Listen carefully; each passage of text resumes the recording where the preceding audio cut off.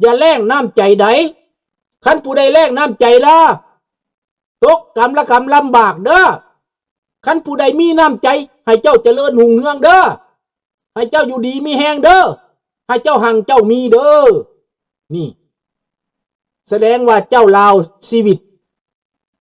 สมสมถะไม่พุ่งเฟ้อ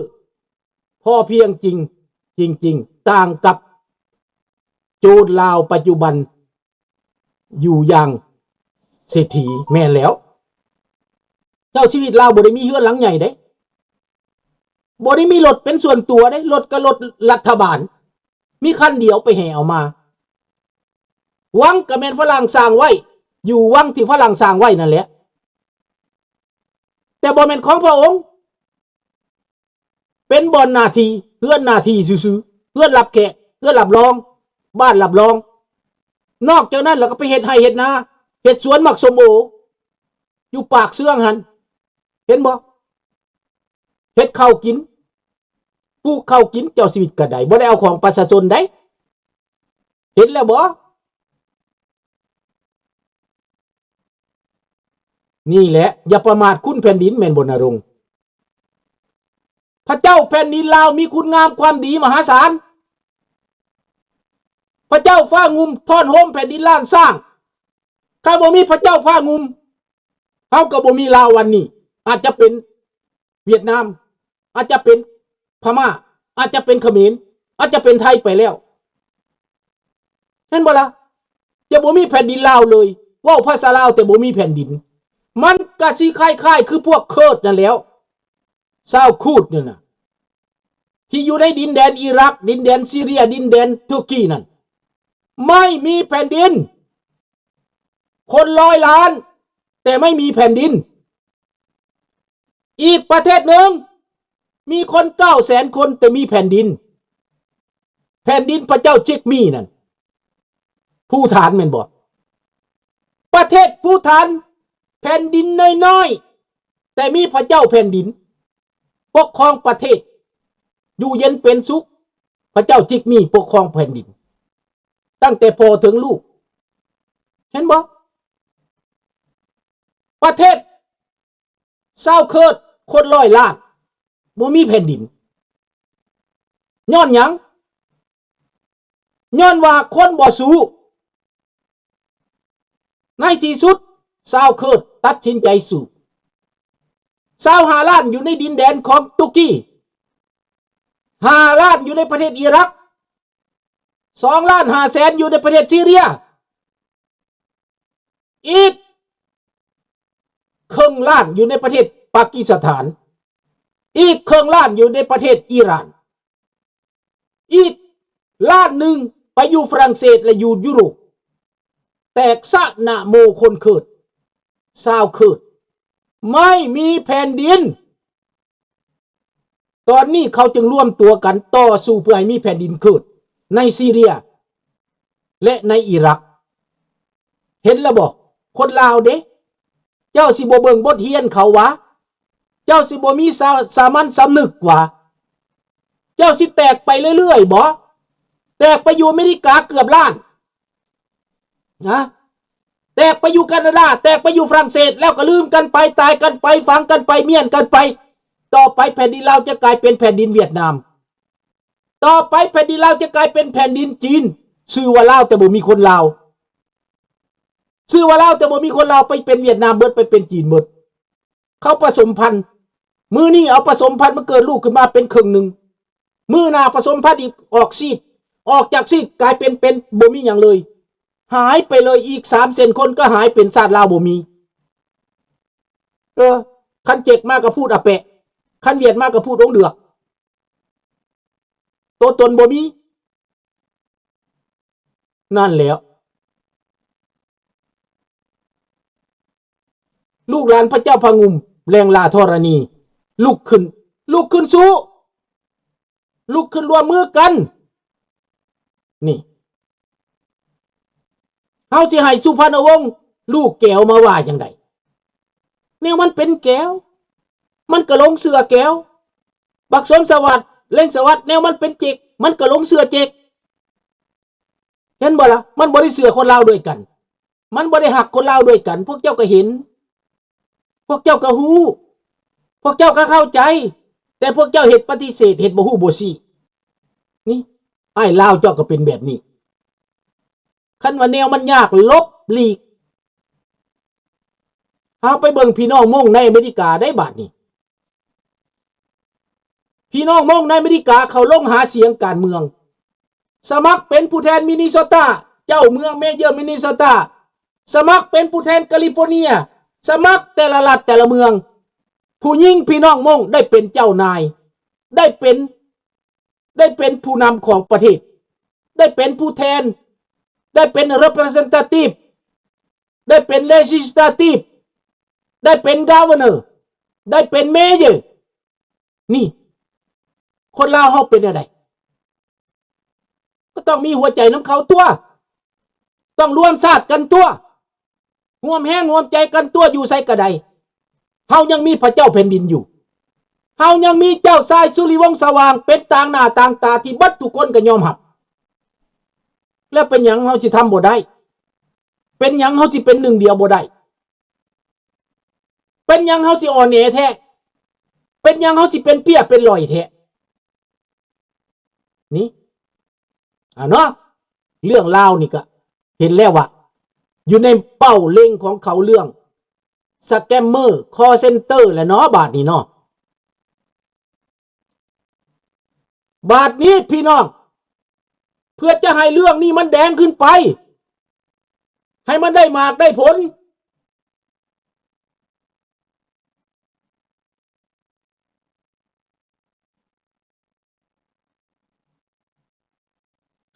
ถึงเขาบอกเป็นใหญ่ในอเมริกาแต่เขาถืออเมริกาหับหูได้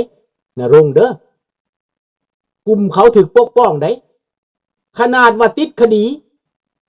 ไอซ์จับไปคนของเขาไปต่อสู้เอามาได้ผู้แทนเขาไปเจ้าเมืองเขาไปทนายความเขาไปสุดท้ายก็ปล่อยได้ไอ้เจ้าลาวเขานี่ซอยกันบ่ได้ลาวเจ้านี่นะเห็นบ่ล่ะซอยกันบ่ได้แต่คนมงเขาซอยกันได้คืนมาเขาต่อสู้อยู่ไสเขาก็ต่อสู้เขาก็แจ้งมาบอกคอยเคยซอยอเมริกาคนอเมริกาหลายรอดชีวิตอยู่ในลาวหลายคนเขาได้มีผลงานสมัยเวียดนามว่าสมัยเวเทรันเดย์เขาถือปล่อยมาเวเทรันเดย์ย้อนผู้แทนเขาไปต่อสู้เอาย้อนนักกฎหมายเขาไปต่อสู้เอานี่ไอ้ลาวเจ้าสิเอาอย่างไปอ้างคณะบ่เฮ็ดคณะบ่ทำคณะบ่เป็นน้ำหนึ่งใจเดียวกันอันนี้แหละพี่น้องแนวใดก็ตามมันบ่ลาบ่สวยเด้อยังบ่ลาบ่สวยเพียงแต่ว่าตอนนี้จับมือถือแขนอย่าแตกอย่าแยกให้เป็นน้ำใจหนึ่งเดียวกันผู้ใดเก่งผู้ใดมีความรู้ก็ให้เป็นผู้นำหมู่ผู้ใดบ่เก่ง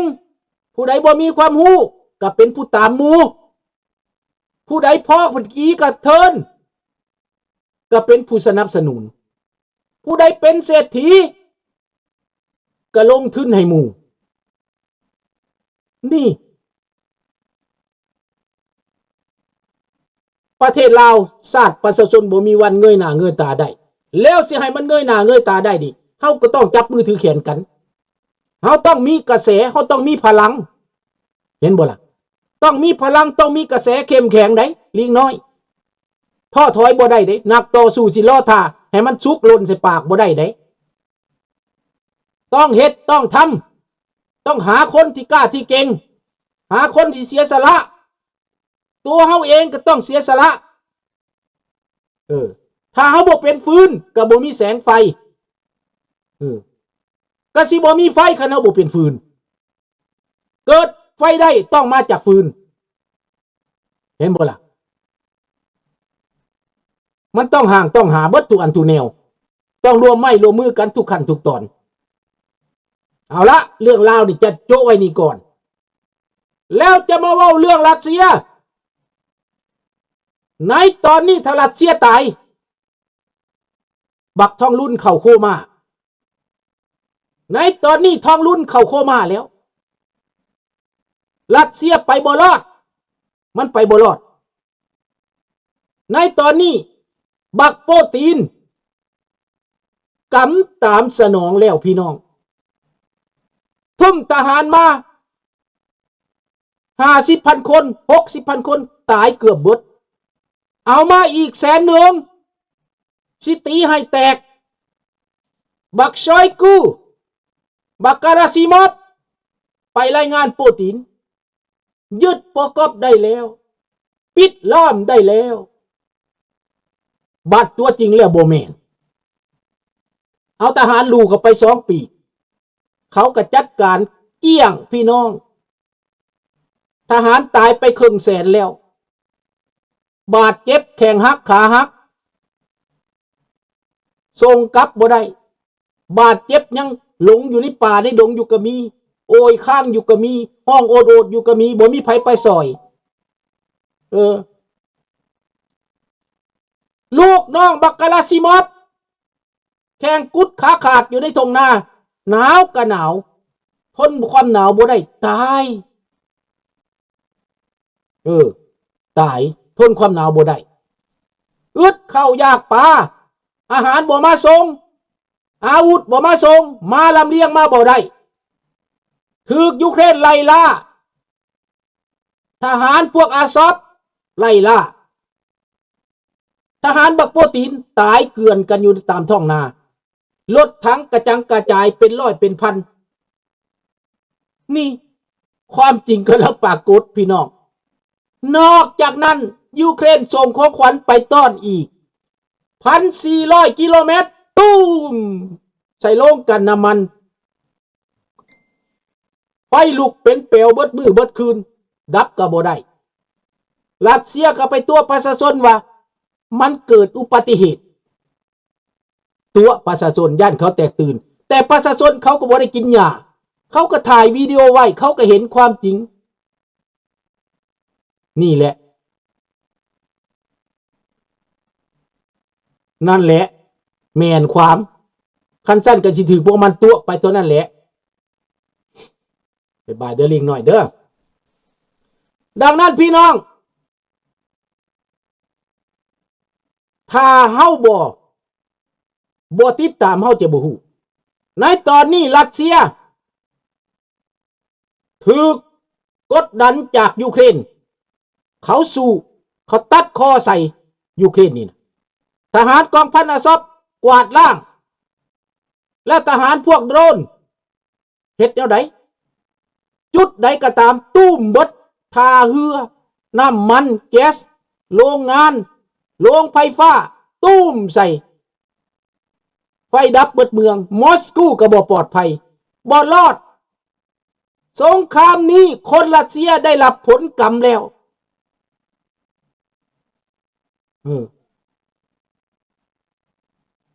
สงครามยูเครนหลายปีแล้วทำไมยูเครนรับทั้งรัสเซียใช่งบกอบหมดประเทศรัสเซียแล้วไม่แล้วมันใส่งบหมดแล้วน้ำมันก็ขายไปกับเขาก็ปิดกั้นเขาบ่ซื้อแล้วเศรษฐกิจล้มเหลวแล้วยูเครนส่งโดรนไปใส่ตุ้มมีแต่ลูกนักเห็นบ่แล้วลูกฟลามิงโกหั่นนะมันบ่แม่นง่ายได้ต้น1ต้นกว่าได้มันไปนั่นได้สกัดบ่อยู่ตุ้มลงบ่อนใดมูลอุยปุ้ยนี่แหละพี่น้องเวรกรรมตามสนองมันแล้วบักรัสเซียนั่นบักปูตินเวรกรรมตามสนองพี่น้องอันรู้ว่าเอาดอกไม้ไฟไปต้อนรัสเซียแม่นสบายดีน้องจันทวีดังนั้นพว